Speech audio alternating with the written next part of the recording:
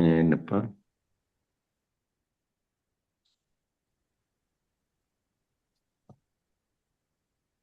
జై గురుదేవ. ఓం గురుర్బ్రహ్మ గురుర్విష్ణు గురుర్దేవో మహేశ్వర గురు సాక్షాత్ పరబ్రహ్మ తస్మై శ్రీ గురవే నమః.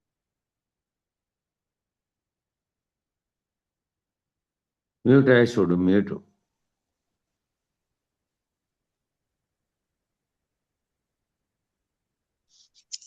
అయిందన్న. బృహద్వాసిష్ట సిద్ధాంతం పూర్ణ బుద్ధోపదేశిక వెంకటేశ్వర యోగేంద్రం సద్గురుభ్యో నమో నమః. ఆత్మానాత్మ అతీత మనిషం కేవలాత్మోపదేశిక వేముల రామయార్య యోగేంద్రం సద్గురుభ్యో నమో నమః. క్షరాక్షరమతీతం చాచల పూర్ణోపదేశిక పూర్ణానంద పుల్లయార్య సద్గురుభ్యో నమో నమః. అస్మద్గురు సమారంభం కృష్ణ సాందీప మధ్యమం ఓంకార పీఠ పర్యంతం వందే గురు పరంపరం. జై గురుదేవ. శ్రీ సమం చితమవ్యయం పరమ ప్రకాశమగోచరం భేదవర్జితమప్రమేయమనంతమాద్యమ కల్మషం నిర్మలం నిగమాంత మధ్యమమ ప్రతర్క్యమబోధకం ప్రాతరేవ హి మానసాంతర్భావయేద్గురు పాదుకాం.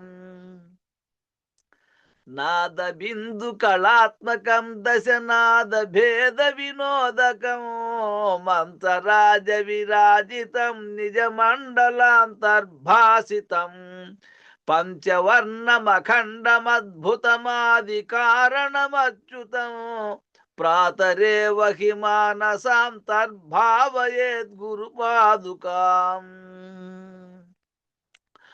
వ్యోమమద్బహిరంతరస్థితమక్షరం నిఖిలాత్మకం కేవలం పరిశుద్ధమేకమజన్మకి ప్రతిరూపకం బ్రహ్మతత్వ వినిశ్చయం నిరతానుమోక్ష సుబోధకం ప్రాతరేవ హి మానసాంతర్భావయేద్గురు పాదుకాం. బుద్ధి రూపమబుద్ధికం తితయైకకూట నివాసనం నిశ్చలం నిరత ప్రకాశక నిర్మలం నిజమూలకం పశ్చిమాంతరఖేళనం నిజ శుద్ధ సంయమి గోచరం ప్రాతరేవ హి మానసాంతర్భావయేద్గురు పాదుకాం. కృద్గతం విమలం మనోజ్ఞ విభాసితం పరమాణుకం లీలమధ్య సునీల సన్నిభమాది బిందు నిజాంశకం సూక్ష్మకర్ణిక మధ్యమస్థిత విద్యుదాది విభాసితం ప్రాతరేవ హి మానసాంతర్భావయేద్గురు పాదుకాం. పంచ పంచ హృషీక దేహమనశ్చతుష్క పరస్పరం పంచభూత సకామ షట్క సమీర శబ్దముఖేతరం పంచకోశ గుణత్రయాది సమస్త ధర్మ విలక్షణం ప్రాతరేవ హి మానసాంతర్భావయేద్గురు పాదుకాం. పంచముద్ర సులక్ష దర్శన భావమాత్ర నిరూపణము విద్యుదాది ధగద్ధగితం వినోద వివర్ధనం చిన్ముఖాంతరవర్తినం విలసద్విలాసమమాయకం ప్రాతరేవ హి మానసాంతర్భావయేద్గురు పాదుకాం. పంచవర్ణ సుచిర్విచిత్ర విశుద్ధ తత్వ విచారణం చంద్ర సూర్య చిదగ్ని మండల మండితం ఘన చిన్మయం చిత్కళా పరిపూర్ణమంతర చిత్ సమాధి నిరీక్షణం ప్రాతరేవ హి మానసాంతర్భావయేద్గురు పాదుకాం.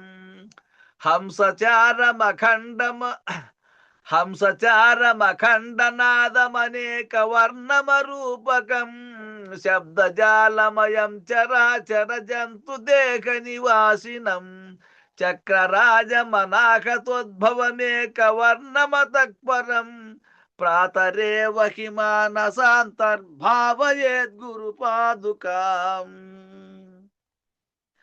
జన్మ కర్మ విలీన కారణ హేతు భూతమభూతకం జన్మ కర్మ నివారకం రుచిపూరకం భవతారకం నామరూప వివర్జితం నిజనాయకం శుభదాయకం ప్రాతరేవ హి మానసాంతర్భావయేద్గురు పాదుకాం తప్త కాంచన దీప్యమానమకాణు మాత్రమరూపకం చంద్రికాంతరతారకైరవముజ్వలం పరమాస్పదం నీల నీరద మధ్యమస్థిత విద్యుదాది విభాసితం ప్రాతరేవ హి మానసాంతర్భావయేద్గురు పాదుకాం స్థూల సూక్ష్మ సకారణాంతరఖేళనం పరిపాలనం విశ్వతైజస ప్రాజ్ఞ చేతనమంతరాత్మ నిజాంశుకం సర్వకారణమీశ్వరం నిఠలాంతరాళ విహారకం ప్రాతరేవ హి మానసాంతర్భావయేద్గురు పాదుకాం శ్రీ సద్గురు పాదుకాస్తం సంపూర్ణం. జై శ్రీ సద్గురు ప్రభు మహారాజుకు జై. పూర్ణానంద పుల్లయాజులకు జై. విష్ణుానంద కృష్ణమూర్త్యాజులకు జై. అనంతకోటి గురు భక్త మండలికి జై. జై గురుదేవ. జై గురుదేవ. జై గురు. అందరికీ జై గురు. గురు పరంపరకు జై. కాబట్టి నిర్వాణ షట్కంలో ఏవి వదిలించుకుంటే నువ్వు నిర్వాణ స్థితికి జీవన్ముక్తుడు అవుతావు అనే దాంట్లో రాగద్వేషాల గురించి చెబుతున్నాడు. కాబట్టి నీ ఇంట్లో చెత్త నువ్వు వాడుకున్నంతసేపు వస్తురీత్యా ఇతరత్ర పదార్థాలది దేనికి సంబంధించిందైనా అప్పుడు ప్రియంగానే తోచింది. ఆ ప్రియంగా తోచిందే ఇక పనికిరాదు పారేసి చెత్తబుట్లకి వేసిన తర్వాత ఆ చెత్తబుట్ట తీసుకుపోయి బయటకు వేసావు. ఇంకా బయటకు వేసిన తర్వాత ఆ చెత్త మాదే అంటావా? లేదు, అది వస్తువుగానో ఉపయోగపడేది ఉంటే మాదేనన్నావు. ఇప్పుడు మాది కాదు, ఇది మాది కాదు, నేను దాకా మాదే ఉండేదే, ఇప్పుడు పారేసావు బయటికి. కాబట్టి ఆ చెత్తను వదిలించుకున్నావు కదా, నాది కాదనే కదా అక్కడ పారేసింది. కాబట్టి అది పాయింట్. నీవైతే ఉంచుకుంటావు, నీవు కాకపోతే పారేస్తావు. కాబట్టి అట్లా విసిరి అవతల కొట్టాలి. అది ద్వేషము ఏమిటి మీద ఉండాలి? ద్వేషము రాగము అనే దానిలో కూడా విసిరి అవతల కొట్టాలి. తటస్థమైనటువంటి స్థితిలో ఉండాలి. తీవ్రమైనటువంటి ద్వేషం కానీ తీవ్రమైన రాగం కానీ అది బంధాలను వీటిని పెంచేదే. ముందు ద్వేషాన్ని వదిలించుకోవాలి. ద్వేషాన్ని వదిలించుకుంటే అన్నిటి పట్ల సమత్వ భావన అనేది అదే వస్తుంది. తర్వాత రాగాన్ని వదిలించుకోవాలి. రాగం కూడా విపరీతంగా ఉండాల్సిన అవసరం లేదు. నువ్వు ఎంత, నీ బాధ్యత, నీ కర్తవ్యం ఎంతో అంతవరకే చూడాలి, అంతే. విపరీతమైనటువంటి బంధాన్ని కల్పించుకుంటే ఏమవుతుంది? తర్వాత ఎప్పుడో దుఃఖం అవుతుంది అది. కాబట్టి రాగాన్ని కూడా వదిలించుకోవాలా? రాగం అంటే తీవ్రమైన ప్రేమే కదా, మరి వదిలించుకోవాలా అని సాధకుడు అడిగాడు. అడిగితే గురువుగారు చెబుతున్నాడా, రాగంలో ఎలా ఉండాలి? ఆ రాగం అయితే ఉంటే ఎలా ఉండాలా? తటస్థంగా ఉండాలి. ద్వేషంలో ఎలా ఉండాలి? ద్వేషం ఉన్నప్పుడు వారితో సఖ్యంగా ఉండాలి. ఆ ద్వేషభావన పోయి స్నేహభావం వస్తుంది. వాళ్ళు కూడా మార్పు చెందుతారు. నువ్వు ఉండే పద్ధతిని బట్టి అవతల ఉండే వాళ్ళు కూడా మార్పు చెందుతారు. ఎవరి ఎడలైనా నీకు ద్వేషభావం కలిగి ఉంటే వారితో సఖ్యంగా జీవించాలి. వారంటే ఎవరు? సర్వజీవరాశి ఏదైనా సరే. నీకు కొన్నిటి ఎడలేమో ద్వేషభావన ఉంటుంది, కొన్నిటి ఎడల ప్రేమ భావన ఉంటుంది. కొన్నిటి ఎడల ప్రేమగాను, కొన్నిటి ఎడల ద్వేషభావం. జంతువుల పట్ల కూడా ఎందుకంటే ప్రియత్వ భావం అనేది కొన్ని జీవులను చూడగానే ప్రేమగా పెంచుకుంటుంటారు కాబట్టి, మా ఇంట్లో ఆక్వేరియం ఉందండి అన్నాడు అనుకో. ఆక్వేరియం అంటే అదే గాజు పెట్టి పెట్టి దాంట్లో చేపలను పెంచుకోవడం. అంత అద్భుతంగా చేపలు తిరుగుతూ ఉంటాయి అంటే ఇంట్లోనే సముద్రాన్ని సృష్టించుకున్నాడు. నీళ్ళని సృష్టించుకొని అందులోకి 4 చేపలు వేసి అవి తిరుగుతూ ఉంటే, ఆహా ఎంత అందంగా ఉందని ఆనందపడతాడు. ఇంకా అది కూడా భ్రాంతే కదా, అంతకు మించి ఏముంది. అట్లా కొందరు చిలకల్ని, కొందరు కుక్కని పెంచుకుంటారు. ఆ పెంచుకున్న వాటిలో నుంచి కూడా కొన్ని కొన్ని రకాలు, కొన్ని ఆ శరీరానికి ఆనుకొని తిరిగితే వాటి వల్ల కూడా జబ్బులు వస్తాయి అని చాలా మందికి తెలియదు. అది ఎక్కడెక్కడో బయట కుక్క నాకు వచ్చి ఉంటుంది, అది వచ్చి మళ్ళీ మూతి ముక్కు పెడుతుంది అన్నిట్లోకి. దానివల్ల ఇతరత్ర వచ్చేటువంటి వస్తానే ఉంటాయి.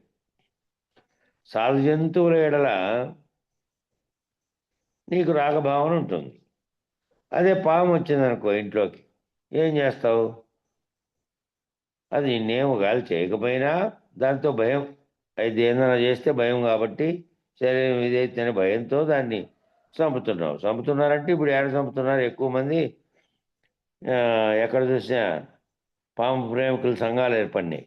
సంఘాలు ఏర్పడి ఏ జీవిని చంపకూడదు, అడవిలోకి విడిచిపెట్టి రావాలని చెప్పి వాళ్ళంతా నంబర్లు ఇస్తారు. వెంటనే వచ్చి అమ్మాయిలు కూడా చిన్న చిన్న వాళ్ళు ప్రాక్టీస్ అయింటారు అక్కడ, వచ్చి తీసుకొని వెళ్ళిపోయి సంచిలోకి వేసుకొని పోతున్నారు. ఇంతకుముందు ఏమో దానిలో చర్మాలని బెల్ట్లుగా దాని చర్మాలని వివిధ రకాల వస్తువులకు ఉపయోగించే రోజుల్లో విపరీతంగా చంపేవాళ్ళు, ఆ పాములు పట్టేవాళ్ళు. ఎందుకంటే చర్మాలను అమ్ముకునేకి. ఎప్పుడైతే ప్రపంచవ్యాప్తంగా అన్ని దేశాలు నిషేధం పెట్టాయో, 2004లోనేమో పెట్టారు అది, ఆ చట్టం. ఆ చట్టం పెట్టేప్పటి నుంచి ఇంకెక్కడ ఎవరు చంపట్లేదు. ఎవరో ఇళ్ళల్లోకి పల్లెల్లో అయితే వస్తే అది ప్రమాదం కాబట్టి వాళ్ళు ఒకటి చంపుతున్నారు. ఇళ్ళల్లోకి వచ్చాయి, ఇంకా వేరే మార్గం లేదు. దాన్ని తీసుకుపోయి మళ్ళీ అడవిలో విడిచిపెట్టితే చుట్టూ పల్లెల్లో ఏమిటంటే వ్యవసాయంలో తిరులాడుతూ ఉంటారు కాబట్టి అడవి కాదు. పట్టణాల్లో వాళ్ళేమో అడవిలోకి పోరు కాబట్టి దాన్ని అట్లా అడవిలోకి పడేసి పోతూ ఉంటారు. తిరుమలలో విపరీతంగా వస్తుంటాయి. తిరుమల ఎందుకంటే చుట్టూ కొండ, మధ్యలో గుళ్ళు కాబట్టి పెద్ద పెద్దవి. అందువల్ల వాళ్ళు అదే పనిగా నియమించుకున్నారు భాస్కర్ నాయుడు అనే ఉద్యోగిని. ఆయన ఉద్యోగి, ఆయన ఇంతవరకు కొన్ని వేల పాములు పట్టాడు ఇప్పటి వరకు, ఆ భాస్కర్ నాయుడు అనే ఆయన. కాబట్టి అట్లా ఇప్పుడు పట్టి జీవహింస చేయరాదు. అది కూడా దాని యొక్క ఆహారం కొరకు దిక్కు తెలియక వెతుకులాడుకుంటూ పోతా ఉంటుంది. దాని ఆహారం చిన్న చిన్నవి అయితే పురుగులు, పుట్ర, కప్పలు, ఎలకలు తినేకి.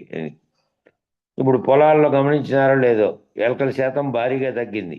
ఇంతకు ముందు ఉన్నట్లు ఎక్కడ చూసినా ఎలకలు ఉండేటివి లేవు. దానికి కారణం ఇదే, ఇవి తినేస్తున్నాయి అన్ని. కాబట్టి దాంతో ఏమవుతుంది, దాన్ని ఏదైతే నాకు ప్రమాదం కలిగిస్తుందేమోనని ముందుగానే ఊహించి దాన్ని ఇస్తున్నాం. దానివల్ల ఏమవుతుంది, అది మనం చేయకపోయినా, ఏమీ చేయకపోయినా కూడా భయం చేత దాన్ని చంపేస్తున్నాం. అట్లా జరిగినప్పుడు పాముల జాతికే సమస్య వచ్చేసిందని పర్యావరణంలో ఏవేవి తగ్గిపోతున్నాయో వాటన్నిటి పెంచే ప్రయత్నాలు చేస్తుంది ఈ ప్రకృతి.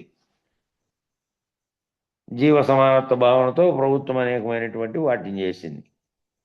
అట్లాగే నెమళ్ళు పట్టుకోరాదు, జింకలు పట్టుకోరాదు, ఇట్లాంటివన్నీ అందుకోసమే చేసింది. అలాగే ఆఖరుకు సముద్రంలో కూడా ఆఖరికి ఏం చేసింది ప్రభుత్వం అంటే, జూన్ జూలై నెలల్లో చేపలు పట్టరాదు, సముద్రంలోకి వెళ్ళరాదు. ఎక్కడైనా కానీ చెరువుల్లో సొంతం పెంచుకునేటివి తప్ప సముద్రపు నీటిలోకి పట్టరాదని నిషేధం పెట్టింది. ఎందుకంటే అవన్నీ జూన్లో గర్భాన్ని ధరిస్తాయి, జూన్ జూలైల్లో అవి గుడ్లు పెడతాయి. వాటన్నిటికీ అది సీజన్ సముద్రం అంతా. కాబట్టి చేపల వేటకు వెళ్ళడానికి నిషేధించారు అన్ని దేశాలు. ఆ టైంలో అన్నీ ఇవే చెరువుల్లోటివి, లేదంటే ఎవరైనా పెంచుకుంటూ ఉంటారే వీళ్ళు అమ్మడానికి, వాళ్ళ దగ్గర ఉండేటివే తీసుకొస్తారు. కాబట్టి సృష్టిలో ఎప్పుడూ కూడా రాగద్వేషాలు చాలా తీవ్రమైనటువంటి లక్షణాలు. ఆ రాగద్వేషాలు అనేటివి చాలా తీవ్రమైన లక్షణాలు అవి. ఎందుకంటే నీకు శత్రువులను అవే తయారు చేస్తాయి. నీకు ప్రేమ ఎక్కువైతే బంధాన్ని తయారు చేస్తాయి. ఇది దీంట్లో నుంచి బయటపడాలన్నా దాంట్లో నుంచి బయటపడాలన్నా కష్టం నీకు. కాబట్టి ఇవన్నిటి ఏమిటి, సమభావంతో చూడాలి అంతే. నీ వాళ్ళు, నీ చుట్టూ ఉన్న వాళ్ళు, వాళ్ళందరినీ ప్రేమించు అనే పద్ధతిలో చెప్పారనుకో, అంతే. మామూలుగా వాళ్ళందరి పట్ల వ్యతిరేకత అనేది లేకుండా వీళ్ళని ఎట్లా చూస్తావో, ద్వేషభావంతో ఎవరి పట్ల ఉన్నావో వారిని కూడా అదే విధంగా చూడు. కాబట్టి నువ్వు అతిగా కావలించుకున్నా కూడా వాటికి ప్రమాదమే, విసిరి కొట్టినా కూడా ప్రమాదమే. ఇప్పుడు కుక్కను అతిగా ప్రేమించి అతిగా అది ఊరికే మూతుకున్న ఫారిన్లో అయితే కొన్ని అవి మూతులు కూడా నాకుతుంటాయి. వాటిలో ఉండేటువంటి సపరేట్ రేబిస్ అనేటువంటి సపరేట్ క్రిములు ఉంటాయి వాటిలో, వాటి లాలాజలంలో. కాబట్టి దానివల్ల కొన్ని రకాలైనటువంటివి వస్తాయి. కాబట్టి అతిగా విసిరికొట్టినా దాని ప్రమాదమే, అతిగా కావలించుకునే ప్రమాదం. తటస్థంగా ఉండాలి, బ్యాలెన్స్డ్గా ఉండాలి. పెంపుడు జంతువులైనా సరే, ఇతర జీవులైనటువంటి మానవులైనా సరే. కాబట్టి రాగద్వేషాలను అధిగమించాలి, సమాన భావంతో చూసే పద్ధతి రావాలి. మదోనైవ మైనైవ మాత్సర్య భావ. ఇంకా రెండోది ఏంటంటే అవన్నీ దేంట్లో నుంచి వచ్చినాయి, రాగద్వేషాలతో పాటు ఉన్నటువంటి అరిషడ్వర్గాల్లోంచి వచ్చినాయి. కాబట్టి ఈ మదం అనేది, మదము మాత్సర్య భావాన్ని కూడా వదిలేయాలి. మదం అంటే ఏమిటి, నాకే ఇంత డబ్బు ఉంది, నాకే ఇంత జ్ఞానం ఉంది, నాకే ఇంత చదువు ఉంది, నాకే ఇంత కులం ఉంది, నేను ఇంత ఉన్నతమైన కులానికి చెందిన వాడిని, నేను ఇంతటి వాడిని, నేను అంతటి వాడిని అని తన గురించి తాను చెప్పుకోవడమే మదం. తన గురించి తన యొక్క దాన్ని, తన యొక్క ఉనికిని గొప్పగా ఊహించుకోవడం, ఉన్నతంగా భావించడం, ఇతరులంతా తనకంటే తక్కువ స్థాయి వారని భావించడం. ఈ భావించడం అనేది, ఈ భావన అనేది అసలు ఉండరాదు వేదాంత ప్రక్రియలో ఉన్నవాళ్ళు. ఈ విధమైనది చెప్తుంటేనే మెహర్ బాబా గారు ఒకరోజు శిష్యుడు అడిగాడు, ఇవన్నీ చెప్పడానికే పనికొస్తాయి బాబా, మీరు ఆ విధమైనటువంటి భావనలో నిరంతరం ఉన్నారా అని. ఆయన అప్పుడు మౌన దీక్షలో ఉండే టైంలో అడిగాడే, ప్రశ్న చేశాడు. ఆయన చక్రాల కుర్చీ, అప్పటికే చక్రాల కుర్చీలు ఉన్న టైంలో, సరేనండి ఆ టేబుల్ వేసింటే అక్కడ చక్రాల కుర్చీతో టేబుల్ కాటికి పోయాడు. పోయి ఆ శిష్యుణ్ణి ఒక టేబుల్ మీద కిందికి వంగలేడు కాబట్టి చక్రాల కుర్చీలోంచి ఒక టేబుల్ మీద, పెద్ద ఎత్తుగా ఉండే బండరాయితో చేసిన టేబుల్ మీద 2 కుర్చీలు వేయమన్నాడు. కుర్చీలు వేయమని ఆ శిష్యుని కూర్చోబెట్టాడు. అంత లోపల అదే టైంలో ఎవరో రిచ్చా వేసుకొని ఆ సిమెంట్ తీసుకొచ్చినారు లోపలికి. అసలు ఏమిటికో కట్టడానికో దేనికో పనికి సిమెంట్ వేసిపోయి వచ్చాడు. మనుషులు తొక్కేరు ఇచ్చేవాళ్ళు కదా, ఇప్పుడులాగా ఆటో కాదు. మనిషి కష్టం చేసి తొక్కి దాన్ని తీసుకుపోయేది. అప్పుడు ఆ తొక్కే ఆటో వాడు సిమెంట్ తీసుకొని పోతే వాడిని కూడా రమ్మన్నాడు. వాడిని రమ్మని వాళ్ళిద్దరిని ఆ టేబుల్ మీద కూర్చోబెట్టి కుర్చీల్లో, ఈయన కింది కొంగలేడు కాబట్టి అలా కాళ్ళ కింద రెండు ఇవి పెట్టమని, తట్టలు పెట్టమని వాళ్ళ కాళ్ళు కడిగాడు. ఆ శిష్యునివి, ఆ ఎవరో అనామకుడైనటువంటి వాని కూడా. కాబట్టి ఈ విధమైనటువంటి ఆ విధంగా అందరూ చేయాలని కాదు. అక్కడ ఏమిటంటే నువ్వు ఉంది ఆ సమత్వ భావన, నువ్వు ఊరికే చెప్తున్నావా కేవలం అంటే, ఆయన ఆ విధంగా చేశాడు. కేవలం చెప్పడం కాదు, ఆయన చేసి చూపిస్తా చూడండి. కాబట్టి ఇప్పుడంతా ఎట్లున్నారు, వీళ్ళల్లోనే, మన వాళ్ళల్లోనే కొంతమంది ఎక్కువ భావన, తక్కువ భావన, ఈ రకమైనటువంటి వాళ్ళకు ఉండేటువంటి సంపదతోనో కులంతోనో ఇతరత్రా ఉన్నటువంటి ఇవి చూపిస్తున్నారు. ఇదంతా మదమే, ఏ రకంలో చూపించినా కూడా మదమే. రూపంలో కానీ, ధనంలో కానీ, పదవిలో కానీ, లేదంటే ఏమిట్లో చూపించినా నేను ఇంతటి వాడిని అంతటి వాడిని అని తన గురించి తాను చెప్పడమే మదం. ఎంతటి దయ అంటే ఇంక నాతో సరిపోయేవాడు లేడండి ఈ ప్రపంచంలో, ఇంతకంటే నేనే ఫస్ట్ అనే స్థితిలోకి పోతాను. అది అట్లే పెరిగిపోతుంది. అది అట్లే పెరిగి పెరిగి పెరిగి అంతులేని అహంకారంగా పరిణమిస్తుంది. కాబట్టి ప్రపంచంలో అందరికన్నా ఫస్ట్ నేనే అనే భావన అది. ఇక మాత్సర్య భావన. మాత్సర్యం అంటే ఏమిటంటే ఈర్ష్య అసూయ రెండు కలిపితేనే మాత్సర్యం. ఆ రెండు కలిపితే ఏర్పడే భావం పేరే మాత్సర్యం. ఈర్ష్య అంటే నాకున్నది ఎదుటి వాడికి ఉండకూడదు. ఉదాహరణకి నీ దగ్గర డబ్బు ఉంది, అంతటితో సంతృప్తి చెందవు ఇంకా. నీ దగ్గర డబ్బు ఉంది, సరే, ఆనందమే కదా నీకు. అంతటితో సంతృప్తి చెందొచ్చు కదా, ఇంకెవరికి డబ్బు ఉండకూడదు. ఇదొకటి దుర్మార్గమైనటువంటి భావన. నాకు ఇంతే ఉంది, వానికి ఇంకా ఎక్కువ ఉంది. నీ వరకు నీవు ఆలోచించుకొని నీవు సంతృప్తి చెందకుండా వానికి ఇంకా ఎక్కువ ఉంది, ఎప్పుడు ఎట్లా అధిగమించాలా, లేకుంటే వాని ఎట్లు తగ్గిపోవాలా, వానికి ఎట్లా నష్టం రావాలా, అవతలవాని నష్టాన్ని గురించి అవతలవాడు దెబ్బతినాలని ఆలోచించేటువంటి నీ డబ్బుతో నువ్వు సంతృప్తి చెందకుండా అవతల ఇంకెవరికీ ఉండకూడదు నాకు తప్ప, ఈ టైప్. కాబట్టి ఇది మాత్సర్యం అనేది. అసూయ అంటే ఎదుటివానికి ఉంది, నీకు లేదు కదా. ఉదాహరణ, ఆవిడ అందంగా ఉంది, నేను అందంగా లేను. ఏం చేయాలి? ప్రకృతిలో ఆ విధంగా వచ్చింది. నీ రూపం నీ పూర్వీకులను బట్టి కొంత, ప్రకృతిలో ఉండే ప్రాంతాన్ని బట్టి కొంత. ఆఫ్రికా దేశాల్లో ఆ ఏరియా యొక్క భూమి ప్రకృతి వీటన్నిటిని బట్టి నల్లగా, ఎత్తుగా నల్లగా, చూడగానే ఒక రాక్షస స్వభావం అనేది మనసుకు సంబంధించింది అనుకో. శరీరం చూడగానే ఒక రాక్షస శరీరం లాగా పెద్దగా ఎత్తుగా ఉంటుంది. నిజానికి వాళ్ళంతా రాక్షసులేం కాదు. అమెరికాను పాలించినటువంటి గొప్ప పరిపాలకుడు అబ్రహం లింకన్ అదే జాతిలో నుంచినే వచ్చాడు. ఇటీవల చేసినటువంటి ఒబామా కూడా వారి వారి వారసత్వంగానే వచ్చాడు. కాబట్టి ఈ రంగు, ఈ అందం అనే దానికి ఏ సంబంధం ఉంది? కాబట్టి నేను అందంగా ఉన్నాను, లేకపోతే నేను అందంగా లేను, ఆ ఎదురింటి ఆవిడ అందంగా ఉంది అని ఈమెకు భావించి ఆమెకు పుట్టింది. దాంతో ఏ సంబంధము లేకపోయినప్పటికీ ఆ చర్మం పైనుండే ఆకారం ఒకటి తొలగిపోతే లోపల ఉన్నటువంటి పనిచేసే ప్రతి ప్రక్రియ అన్ని జీవులకు ఉంది. అన్ని జీవుల్లో పేగులు, రక్తము, అన్ని జీవుల్లోనూ ప్రాణానికి అవసరమైనటువంటివన్నీ ఒకే రకమైన ప్రక్రియలో కొనసాగుతున్నాయి లోపల. ఈ పైన కప్పుకున్న చర్మాన్ని బట్టి, అందాన్ని బట్టి దాని పట్ల ద్వేషం. కాబట్టి ఏం చేయలేవు. ఏం చేయకపోయినప్పటికీ నీకు అసూయ కొంచెం.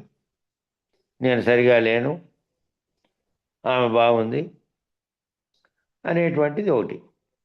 కాబట్టి ఈ రకంగా చెందేటువంటి అసూయ చెందుతావు అన్నమాట. చేయగలిగింది ఏమీ ఉండదు, అదంతా ప్రకృతిలో వచ్చింది. దానివల్ల నువ్వు అసూయ చెందినందువల్ల చేసేది ఏమీ ఉండదు. మళ్ళీ ప్రపంచంలో గొప్ప అందాలు రాసేటటువంటి ఏమైనా లాస్ట్ స్టేజ్లో మంచంలోకి పడక తప్పదు. నడవలేని స్థితిలో మంచంలో పడుతుంది, శరీరం అంతరిస్తుంది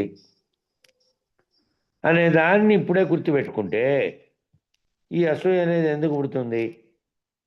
ఎట్లన్నా ఉండని, ఎంత గొప్పగా అన్నా ఈ శరీరం నశిస్తుందా లేదా? కాబట్టి ఈ శరీరానికి పైన ఉన్నటువంటి, లోపల ఉన్నటువంటి అంతర్ముఖ భావన లేకుండా పైన కనపడుతున్నటువంటి దాన్ని చూసి, ఆ పైన ఉండేటువంటి చర్మం కప్పబడినటువంటి ఆకృతిని చూసి ఇట్లా నేను అందగత్తెను అనేది ఒక రకమైన మదం. లేదా ఎదుటివారు అందంగా ఉన్నారని వాళ్ళని చూసి ఎవరైతే ద్వేషిస్తారో, అసూయ చెందుతారో అది ఒక రకమైంది, అది మాత్సర్యం. కాబట్టి ఆ అసూయ లక్షణం నిన్ను వదిలిపెట్టదు. ఈ రెండు కలిపితే మళ్ళీ అసూయ, ఆ ఈర్ష్య అనేటి రెండు కలిపితే మళ్ళీ మూర్ఖత్వం. ఆ మూర్ఖత్వం కూడా వస్తుంది ఈ రెండు భావాలతో పోతా అంటే. ఈ మదానికి ప్రతీక ఎవరు? ప్రతీక అంటే ఈ మదం వస్తానే దానికి ఉదాహరణగా ఎవరు చెప్పుకుంటారు అంటే దుర్యోధనుడు, రావణాసురుడు. వాళ్ళు ఏం చేశారు? వాళ్ళు తీవ్రమైనటువంటి, వాళ్ళు చెప్పేది ఎవరు చెప్పేది వినలే, వినకుండా తీవ్రమైనటువంటి ఈ భావనతో ఉన్నారు. ఏ భావనతో? మదంతో ఉన్నారు. తమకంటే మించిన వారు లేరు, ఇంకోరి పట్ల అసూయ చెందడము, మోహం చెందడము, ఇవన్నీ వీళ్ళకు ఉన్నటువంటి దుర్గుణాలు. మాత్సర్యానికి ప్రతీక ఎవరు? మదానికి ప్రతీక దుర్యోధనుడు, దుశ్శాసనుడు అయితే మాత్సర్యానికి ప్రతీక దుశ్శాసనుడు, శిశుపాలుడు, కీచకుడు. వీళ్ళు వీళ్ళు ఈర్ష్య చెందేది, అసూయ చెందేటువంటి దాంట్లో ప్రతీకలు వీళ్ళు ఇంకా. కాబట్టి ఇవన్నీ కూడా నేను కాదు. ఈ లక్షణాలతో ఉన్నటువంటివి నేను కాదు. ఇవన్నీ ఈ లక్షణాలతో ఉన్నటువంటివన్నీ ఏటికొస్తున్నాయి? ఈ భావనలోకి వస్తే ఇవన్నీ దిగజారుస్తున్నాయి, కిందికి దిగజారుస్తున్నాయి నిన్ను ఆత్మస్వరూపుడుగా ఎదగడానికి. నువ్వు ఏ మోక్షాపేక్ష అయితే చేతనైతే వేదాంత బోధలు తెలుసుకోవాలనుకుంటున్నావో ఆ స్థితిలోకి నేను చేరనీయకుండా దిగజార్చేటివి ఇవన్నీ, ఈ మదము మాత్సర్యం అనేటివి. కాబట్టి ఇవన్నీ కూడా నేను కాదు. ఇవన్నీ కూడా ఇవన్నీ వదిలేస్తేనే నువ్వు దీనికి అర్హుని అవుతావు. ఈ లక్షణాలతో ఉన్నటువంటివి అన్నీ కూడా ఏవి నేను కాదు. మదోనైవ మేనైన మాత్సర్య భావ. అషడ్వర్గాలకు సంబంధించినటువంటివి ఏవి కూడా నేను కాదు. కాబట్టి నధర్మో నదార్థో నకామో నమోక్ష. ఇంకా లాస్ట్లో చెప్తున్నది ఏమి? అది కాదయ్యా, ఇవి కూడా నేను కాదు, ఇవి కూడా కాదు నేనంటే సాత్వికమైనటువంటి దానిలోనికి ప్రవేశించేంత వరకు చెప్పుకొచ్చాడు ఇక్కడ. అంటే రాజసిక తామసిక లక్షణాలన్నీ నేను కాదనడమే కాకుండా సాత్విక లక్షణాలను కూడా నేను కాదనాలి. ఆ సాత్వికంలోకి దిగొచ్చినిచ్చి కూడా అది కూడా నేను కాదనాలి. ఇవన్నిటినీ సర్వమును కాదనేటువంటి స్థితిలోకి వస్తేనే నేను ఇదంతా ఏదీ కాదు, నేను నామరూపాత్మకంగా భావించే ఒక రూపాన్ని కూడా కాదు, నేను ఈ లక్షణాలు కలిగి ఉన్నటువంటి అర్షడ్ వర్గాలను కాదు, నేనేమిటంటే నేను ఆత్మస్వరూపుడుగా ఉండాలి అంటే దానికి గుణరహితం కావాలంటే ఆ సాత్వికం కూడా కాదనాలి. ఆ సాత్వికాన్ని కూడా కాదు నేను, అది కూడా గుణమే. కాబట్టి నధర్మో నదార్థో నకామో నమోక్ష. ఇది కూడా కాదయ్యా నేనంటే సాత్వికమైనటువంటి దానిలోకి ప్రవేశించేంత వరకు చెప్పుకొచ్చాడు. ఇంకా రాజసిక తామసిక లక్షణాలు నేను కాదనడమే కాకుండా సాత్విక లక్షణాలను కూడా నేను కాదనాలి. రాత్రి కూడా ఇదే ఎవరిని? వచ్చింది. ఆ? మూడు గుణాలు కానిదనే కదా రాత్రి వచ్చింది నువ్వు కూడా. అవునవును. మూడు గుణాలను కూడా కాదు, మూడవ గుణం కూడా కాదు. నేను సాత్వికంగా మారాను. సాత్వికంగా ఉన్నది కూడా ఉత్తమ గుణమే కాబట్టి ఉత్తమ గతిని తెస్తుంది కదా, అంతే తప్ప నీవు లేకుండా పోయేటువంటి స్థితిని తేదది. కాబట్టి ఆ సాత్విక లక్షణాలను కూడా నేను కాదనాలి. నేనెవరు? ఇవన్నీ కానటువంటి నేనెవరిని అంటే శివస్వరూపుణ్ణి అనాలంటే సత్వగుణాన్ని కూడా అధిగమించాలి. నేను ఆత్మస్వరూపుణ్ణి, శివస్వరూపుణ్ణి, చిదానంద రూపుణ్ణి అనాలంటే నువ్వు సత్వగుణాన్ని కూడా అధిగమించాలి. అధిగమించి అది దేనితోనూ కలవనటువంటి తన స్థితిలో ఉన్నట్టు సర్వవ్యాప్తమైనటువంటి చైతన్యంగా నువ్వు భావన చెందాలి. ఇంకా అన్యం అనేది మరొకటి లేదు ఇంకా ఆ స్థితికి పోయిన తర్వాత. కాబట్టి ఈ సత్వగుణాన్ని కూడా అధిగమించాలంటే ఎవడైతే సత్వగుణాన్ని కూడా అధిగమించి గుణత్రయాతీతంగా సాక్షిగా ఉంటాడో వాడే శివస్వరూపుడని చెప్పడం అన్నమాట. అందుకని ఏమన్నారు ఇక్కడంటే నధర్మో నదార్థో నచార్థో. ధర్మం కూడా బంధమే, అర్థం కూడా బంధమే, కామం కూడా బంధమే, మోక్షం కూడా బంధమే. ఇవన్నీ కూడా బంధం ఉంటేనే మోక్షం. ఇవన్నీ ఇవన్నీ కూడా మళ్ళీ తిరిగి వచ్చే లక్షణాలు ఉండేటివే, తిరిగి వానికి జన్మ కలిగేటువంటి కారణాలుగా ఉండేటివే ఇవన్నీను. ఇవన్నీ శరీరం యొక్క ధర్మాలు. మరి నిర్వర్తిస్తున్నావు కదా, చేస్తున్నావు అంటే శరీర ధర్మాలుగా నువ్వు పాటించావు. నువ్వు తత్వబోధలో వచ్చే వేళకు శరీర ధర్మం కాదు, శరీరానికి అతీతంగా ఏదైతే ఉందో దాని పట్ల విచారణ చేసేటప్పుడు ఇవన్నీ కూడా నేను కాదు, శరీరం యొక్క ధర్మంగా నేను పాటించినవి. ధర్మార్థ కామ మోక్షాల పట్ల నీ భావన చెందావు.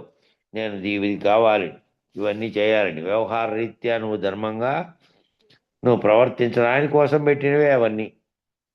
కాబట్టి అవన్నీ కూడా నేను కాదు అనేటువంటి శివస్వరూపుణ్ణి, చిదానంద రూపుణ్ణి అనాలంటే ఇవన్నీ కూడా కాదు. ధర్మం కూడా బంధమే, అర్థం బంధమే, కామం బంధమే, మోక్షం కూడా బంధమే. ధర్మార్థ కామ మోక్షాలనే చతుర్విధ పురుషార్థాలను కూడా బంధంగా చూసి అధిగమించాను నేను. వాటిని బంధంగా చూసి వాటిని కూడా అధిగమించాను నేను. కాబట్టి నేనెవరు?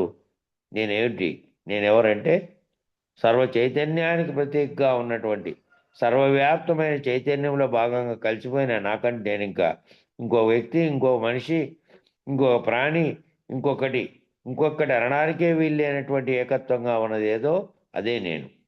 కాబట్టి అది నేనెవరు అంటే నేనే చిదానంద రూపమైనటువంటి శివోహం శివోహం. కాబట్టి నా పుణ్యం నా పాపం నా సౌఖ్యం నా దుఃఖం. ఇంకా లాస్ట్లో ఏం చెప్తున్నాడు ఈ శ్లోకంలో? నా పుణ్యం నా పాపం నా సౌఖ్యం నా దుఃఖం.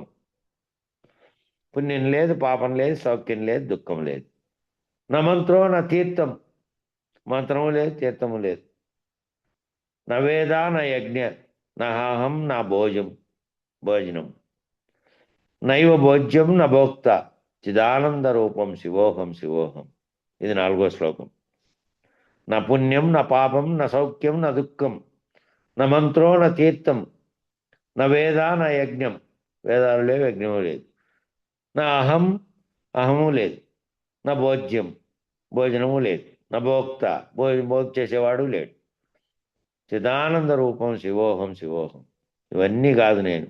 చిదానంద రూపమైనటువంటి అఖండ ఎరుకుగా ఉన్నటువంటి ఏదైతే నేనని గుర్తెరుగుతోందో, జ్ఞాతగా ఉందో, ఏదైతే సర్వమును తెలుసుకుంటుందో అది నేను.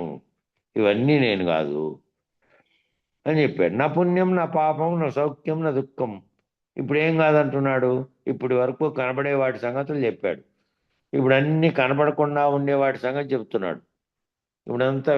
ఇప్పుడు దాకా వివరించిందంతా కనబడే వాటి సంగతి. ఇప్పుడు కనబడకుండా ఉండే వాటి సంగతి చెప్తున్నాడు. నా పుణ్యం నా పాపం ఇవి కనబడేటు కాదు. దీనివల్ల ఇది వస్తుంది, దానివల్ల అది వస్తుందనే నీ భావనతో ముడివేసుకున్నాయి అవి. నా పుణ్యం నా పాపం నా సౌఖ్యం నా దుఃఖం. సుఖము దుఃఖము పాపము పుణ్యము ఇవన్నీ నువ్వు భావిస్తున్నావు. నా మంత్రో నా తీర్థం నా వేద నా యజ్ఞం. మంత్రము తీర్థము వేదము యజ్ఞం 4 చెప్తున్నాడు. మొదటి 4 ఏంటివి? పుణ్యము పాపం. పుణ్యము కాదు, పాపము కాదు, సుఖము కాదు, దుఃఖము కాదు. మనం కాదంటున్నామా? అవునంటున్నామా? మనం ఏమంటున్నామంటే అవునంటున్నాం. ఎందుకని? పుణ్యపాపాలు నేను ఎప్పుడు పుణ్యం సంపాదించుకోవాలండి, పాపాన్ని పోగొట్టుకోవాలండి అనుకుంటాం. కాబట్టి శివస్వరూపుడు, సాక్షి స్వరూపుడు, జ్ఞానస్వరూపుడైన స్థితిలో పుణ్యము లేదు, పాపము లేదు. తానే లేడు. తానే లేనటువంటి స్థితిలో తానంటే ఈ శరీరకంగా ఉన్నటువంటి వాడు లేడు. నామరూపాత్మకమైన శరీరం లేదు. తనలో తాను నేను అంటున్నది ఏదైతే ఉన్నదో అదే జ్ఞాత, అదే చైతన్యం, అదే సర్వవ్యాప్తంగా ఒక్కటే ఉన్నది. వేరువేరు జీవులుగా కనపడుతున్నది కాదు. వాటిలో ఉన్నటువంటి జ్ఞాత అఖండ ఎరుకగా తీసుకుంటే అక్కడ ఒక్కటే ఉంది. ఒక్కటే, అదే శివుడు, అదే బ్రహ్మము, అదే అఖండ ఎరుక, అదే ఉన్నది. ఆ స్థితిలో నువ్వు ఉన్నప్పుడు ఆ స్థితికి ఏమీ లేవు. ఆ స్థితికి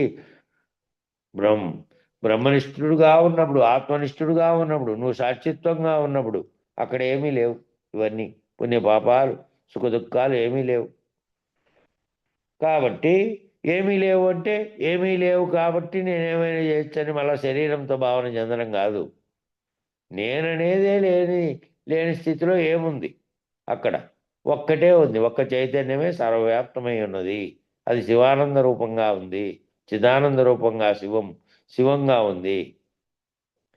దాని నుంచి పరశివం అనే దాంట్లోకి దాటుకునేది మళ్ళీ వేరే ప్రయత్నం.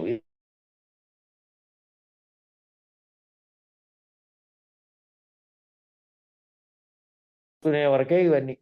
కాబట్టి అవతల దాటుకునేది అనేదేమో అది గురు కృప, నీ యొక్క పట్టుదల మళ్ళీ.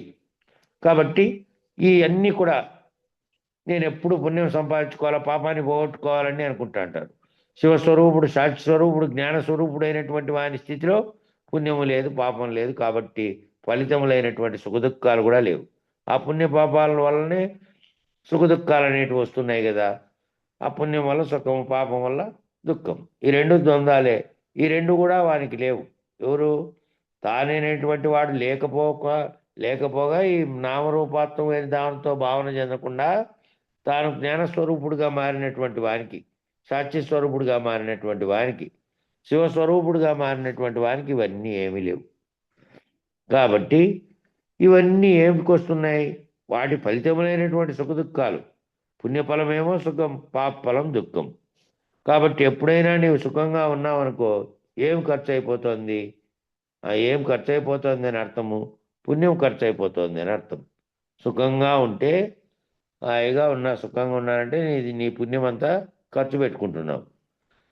ఎప్పుడైనా సరే కష్టాలు వచ్చినాయనుకో, ఆ కష్టాలు వచ్చినప్పుడు దుఃఖించకూడదు. కష్టాలు వచ్చినాయి, ఆ వచ్చినప్పుడు ఏం ఖర్చు అయిపోతుంది?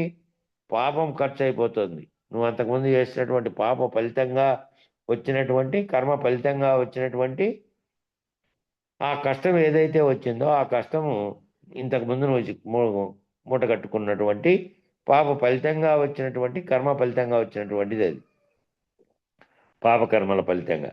కాబట్టి ఖర్చు అయిపోతుంది. కష్టపడే కొద్దీ ఆ కష్టంలో నేను ఇంతకుముందు చేసినటువంటి పాపం ఖర్చు అయిపోతుంది అని అర్థం. కాబట్టి ఈ పాపం పుణ్యం అనేటువంటి వాటి పట్ల స్పందించి తీవ్రంగా ఇది చేయాల్సిన పని లేదు. కొన్ని ఈ జన్మలో చేసిన ఉండొచ్చు, కొన్ని గత జన్మ అవశేషాలు కూడా ఉండొచ్చు. ఆ ముందు పోగొట్టుకొని కొత్తవి చేయకుండా ఉంటే చాలు. కాబట్టి కొన్ని ఈ జన్మలోనే ఫలించవచ్చు, కొన్ని ఏమో జన్మాంతరాల్లో ఫలిస్తాయి. నాకేం కాలే, వాడు అంతగా అన్ని పాపాలు చేసినా కూడా వాడు 50 కోట్లకు అధిపతి అయినాడు, వాడు ఇట్లయినాడు అట్లయినాడు, వాడు ఆ పదవి పొందాడు. దాని అన్నిటికీ ఫలితం ఈ జన్మలోనే రావచ్చు, లేదా మళ్ళా జన్మలో అయినా రావచ్చు. జన్మాంతరాలలో మూట కట్టుకునేటువంటి సంచిత రాసే సంచిత కర్మ అనేది, ఆ సంచిత కర్మ అనేది కొనసాగుతూనే ఉంటుంది. ఈ ఆత్మ ఏ విధంగా ఆత్మస్వరూపంగా ఉన్నదే బీజంగా ఉన్నది. కాబట్టి ఈ బీజమే ఏమవుతుంది? ఇక్కడ పోయి మళ్ళీ ఉపాధిని ధరించుకోవడానికి పోతుంది. కాబట్టి ఈ ఉపాధులన్నీ ఇక్కడ నశించిపోతున్నాయి. శరీరాలు, పేర్లు పెట్టినటువంటి నామరూపాత్మమైన శరీరాలు పోతున్నాయి. ఆ పోతున్నదేమో అక్కడ దాంట్లో నుంచి లేచిపోతున్నదేమో సూక్ష్మీకరించబడిన సూక్ష్మ స్థితిలో ఉన్నటువంటిది. అది ఏం కట్టుకోపోతుంది అంటే దీది చేసినటువంటి పుణ్య పాప కర్మల యొక్క ఫలితాలు మళ్ళీ సంచితాలుగా పట్టకపోతున్నాయి. కాబట్టి ఇప్పుడేమో ఈ జన్మలో ఏం కాలేదే, వాడు ఎన్ని పాపాలు చేసినా, వీడేమో ఎంత కష్టపడినా వీడి పైకి రాలేదే, వీడేమంటే ఇవన్నీ సంచితంగా మూటగట్టుకొని వచ్చినవి, అనేక జన్మల్లోంచి వచ్చినటువంటి కర్మలు, ఆ కర్మల యొక్క ఫలితాలు అవి. కాబట్టి ఏమంటావు? పాపాన్ని పోగొట్టుకోవాలండి, ఈ విధంగా పుణ్యాన్ని పోగొట్టుకోవాలంటే ఆ చేసినటువంటివి పాతవన్నీ పోతున్నాయి, పాతవి ఖర్చు అయిపోతున్నాయి. ఇప్పుడు నేను తటస్థ రీతిలో పనిచేయాలి. నేను తటస్థ స్థితిలో ఏ కర్మల్లోనూ నేను పాలు పంచుకుంటున్నట్టుగా కర్తగా భావించకపోతే ఇప్పుడు చేస్తున్నటువంటి కర్మల వల్ల కొత్తవి మూటపడవు. నేను కర్తను కాదు, నేనేమిటి, నేను చిదానంద రూపుడైనటువంటి శివస్వరూపుణ్ణి. కాబట్టి నేను అన్యంగా, నాకంటే అన్యంగా ఉన్నదే లేదు, ఉన్నది ఒక్కటే ఉంది, ఆ ఒక్కటే నేనే, నాకంటే వేరుగా లేదు అని నువ్వు ఎప్పుడైతే భావన చెందుతావో, ఆ భావన చెంది అట్లున్నప్పుడు ఏ రకమైనది వచ్చేది లేదు. కాబట్టి కొన్ని ఈ జన్మలో చేసిన ఉండొచ్చు, కొన్ని గత జన్మ అవశేషాలు అయి ఉండొచ్చు, కొన్ని ఈ జన్మలోనే ఫలించవచ్చు, కొన్ని జన్మాంతరంలో ఫలించవచ్చు. అన్ని విత్తనాలు ఒకేసారి మొలకెత్తాయా? మొలకెత్తవు కదా. నీకు తెలిసిన కాయలన్నీ భూమిలో ఒకేసారి నాటేసావు, అన్నీ ఒకేసారి మొలకెత్తాయంటే లేదు. ఎప్పుడు దాని టైం వచ్చినప్పుడు అది మొలకెత్తుంది. ఆవాలు ఎప్పుడు మొలకెత్తాయంటే గంటలోనే నాంతానే మొదలవుతుంది. దానికి 24 గంటల్లోనే ఉబ్బి బయటకు వస్తుంది, దాంట్లో నుంచి మొలక గంటలోనే వచ్చేస్తుంది. అదే కొబ్బరికాయ అనుకోండి, ఎన్ని రోజులకు వస్తుంది ఆ కొబ్బరికాయ విత్తనము? నెల రోజులకు బయటికి ఇట్లా మొదలు, 2వ నెల వేయాలకే బయటకు వచ్చిన ఆకారం కనపడేది కొబ్బరికాయ, దాని విత్తనం అది. కాబట్టి మనం చేస్తున్నటువంటి కర్మ ఫలమంతా కూడా ఇవన్నీ ఏంటివి అంటే పరోక్షములు. పరోక్షంగా మనం చేస్తున్న కర్మల యొక్క పరోక్షాన్ని మనం గుర్తించాలి. కష్టం వచ్చింది అంటే పాపం ఖర్చు అయిపోతుంది, సుఖం వచ్చింది పుణ్యం కూడా ఖర్చు అయిపోతుంది. కాబట్టి పుణ్యపాపాలు అనేటువంటి భావనలు ఏంటివి? ఆ పుణ్య పాపాలు అనేటివి చేసడం వల్ల నాకు అట్లా వస్తుంది, నాకు ఇట్లా వస్తుంది అనే భావన చెందడం వల్ల నువ్వు గనక తటస్థంగా ఉంటే పుణ్యము పాపం అనేటువంటి ద్వంద్వ రీతిలో వస్తున్నటువంటి కర్మ ఫలితాలు నీకు రావు. నువ్వు కర్తృత్వ రహితంగా చేస్తే, కర్తే లేడు, కర్త ఉంటేనే కదా వాటి ఫలితాలు వచ్చి మళ్ళీ సంచితాలుగా మారి ఇంకో అనేక ఉపాధుల్ని తీసుకుంటూ ఉంటే నీ ఆత్మ ఆ ఉపాధుల్లోకి నువ్వు పోయేది, ఆ ఉపాధుల్లోకి మోసుకెళ్ళేది. కాబట్టి మనం చేస్తున్నటువంటి కర్మ ఫలమంతా కూడా ఇవన్నీ ఏంటంటే పరోక్షములు. ఈ పుణ్య పాపాలు నీకు ప్రత్యక్షం కావు, సుఖ దుఃఖాలు నీకు ప్రత్యక్షం కావు, ఇవన్నీ ప్రత్యక్షంగా తెలిసేటివి కాదు. ఇవి పరోక్ష ఫలితాలు అన్నమాట. ఇవన్నీ పరోక్షమైన ఫలితాలు. ఒకసారి దుఃఖం అనుకుంటున్నదే, ఒకసారి సుఖం అనుకుంటున్నదే దుఃఖం అయిపోతుంది. ఈ సుఖం అనుకుంటున్నావు, సుఖం అనేటువంటిది ఏదైతే అది పోయిందో ఆ పోతానే దుఃఖమే. ఇంకా నీకున్న సుఖం పోయినా దుఃఖమే, లేకపోతే నీకు కావాలనుకున్న సుఖం రాకపోయినా దుఃఖమే. ఒకసారి దుఃఖం అనుకున్నదేమో సుఖం అయిపోతుంది. ఇప్పుడు ఎంత దుఃఖమో వచ్చింది, కష్టం పడుతున్నావు, వాటికి మంచి ఫలితాలు వచ్చాయనుకోండి, అయ్యో నేను దుఃఖిస్తా ఆ రోజు ఎందుకబ్బా అనుకుంటే ఈరోజు హాయిగా అయిపోయింది. ఆ హాయిగా పోయే పరిస్థితులు, ఆ పరిశీలన దాన్ని బట్టి అయ్యో ఎందుకు ఈ విధంగా దుఃఖిస్తారు. ఒక్కోసారి అయ్యో నన్ను ఎట్లా సొట్కించరో, అయ్యో వాళ్ళకి ఈ విధమైన పరిస్థితులు ఉన్నాయి, ఆ విధమైన పరిస్థితులు ఉన్నాయి. యాడికి పోయినారు, ఏదో కష్టం చేసుకున్నారు, మళ్ళీ వాళ్ళ అభివృద్ధి పతంలోకి వచ్చినప్పుడు ఒకప్పుడు దుఃఖించారు, అయ్యో నాకు ఇట్లాంటి జీవితం వచ్చినాయని. మళ్ళీ సుఖకరమైన జీవితం వచ్చింది. కాబట్టి ద్వంద్వం ఒకటి పోతే ఒకటి వస్తూనే ఉంటుంది. ఆ సుఖకరమైన పోయి మళ్ళీ ఇంకా ఏవో కష్టాలు వస్తాయి. జీవితం అంతా ఇదే ఉంటుంది. జీవితం అంతా ద్వంద్వాలతో కూడుకొనే ఉంటుంది. ఉంటే ఇది, లేకపోతే అది, సుఖము లేదంటే దుఃఖం. ఇవి ఎప్పటికీ ఉంటాయి. అందుకనే ఎప్పుడు సుఖం అంటావో ఎప్పుడు దుఃఖం అంటావో దానికి ఏం ప్రమాణము లేదు. అది ఎప్పుడనేది తెలియదు. ఎలా అంటే పరమాన్నం తినడం సుఖమా దుఃఖమా? సుఖము దుఃఖము రెండు. అది తిన్నప్పుడేమో ఆనందంగా ఉంది కాబట్టి సుఖమే. అది లేదని దుఃఖిస్తే, అది లేకపోతే దొరకకపోతే దాని మీద భ్రాంతి చెందితే దుఃఖమే. కాబట్టి సుఖం దుఃఖం రెండు ఉన్నాయి దాంట్లో. పరమాన్నంలో సుఖం ఉంది అంటే లేదు, నీలో ఉంది. నీలో ఉన్న సుఖమే పరమాన్నంలో ప్రతిఫలించింది. నువ్వు దాంట్లో భావన చెందుతున్నావు. ఆ పరమాన్నం అనే దాంట్లో సుఖం ఉంది అంటే కాదు, దాని పట్ల నీకున్నటువంటి భావం, దాన్ని కోరుకుంటూ దాన్ని ఆస్వాదిస్తుంటే సుఖము. ఆ కోరుకున్నది దొరకకుండా ఒకవేళ ఆస్వాదించలేకపోతే నీ భావనలో దుఃఖం ఉంటుంది. కాబట్టి పరమాన్నంలో ఏమీ లేదు. అది ఆ చూడడంలో కాదు, నీ భావనలో ఉంది. కాబట్టి ప్రతిఫలించింది. ప్రతిబింబమే కానీ వాస్తవిక సుఖం లేదు. ప్రతిబింబమే, అంత ప్రతిబింబంగా ఉన్నటువంటి దాన్ని చూసి భావన చెందడమే. ప్రపంచంలో ఏ వస్తువులో కూడా ప్రతిబింబమే కానీ వాస్తవిక సుఖం లేదు. ప్రపంచంలో ఏ వస్తువన్నా తీసుకోండి, ఆ వస్తువు అంతా కూడా దాంట్లో ప్రతిబింబ సుఖమే. నువ్వు మనసులో పొందుతున్న దానికి ఇచ్చినటువంటి ప్రాధాన్యత వల్ల దాని పట్ల అమితంగా అనుకున్నావు. నిన్న అమితంగా అనుకున్న ఒక వస్తువు నేడు పనికి రాకుండా అయిందనుకో, రేపు ఇంకా దానికంటే గొప్పదైనటువంటి దానికి మించినటువంటి వస్తువు నీకు ఎదురైందనుకో, అయిపోయి నిన్నటి దాకా ప్రేమతో ఉంచినటువంటి వస్తువు పాత సామాన్లోనికి వేసేస్తుంది. ఎందుకంటే నిన్నటి వరకు వాడుకున్నావు. నిన్నటి వరకు ఆ ప్రతిబింబంలో ఆ వస్తువు యొక్క దాంట్లో నీ ప్రతిబింబించింది, నీ యొక్క మనసు దాంట్లోకి ప్రతిబింబించింది. కాబట్టి ఆహా, ఈ వస్తువు నాకు ఎంతో ప్రియంగా ఉన్నది, ఎంతో సుఖంగా ఉన్నది.